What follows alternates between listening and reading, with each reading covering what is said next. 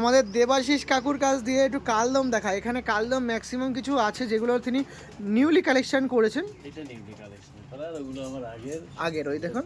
তো কালদমটা দেখুন, জাস্ট কালদম দেখুন, কালদমের হেডলাইনটা দেখুন, জাস্ট কোয়ালিটি দেখুন। কালদম তো হোগা তো ऐसा হোগা। লেজটা একটু দেখুন, দেখুন লেজটা দেখুন, বাহ, জাস্ট কোয়ালিটি দেখুন, খুবই সুন্দর বিগ সাইজের পায়রা। তীরাও দেখুন কালো আছে। একটু ফেসো বইটা দেখে রাখুন।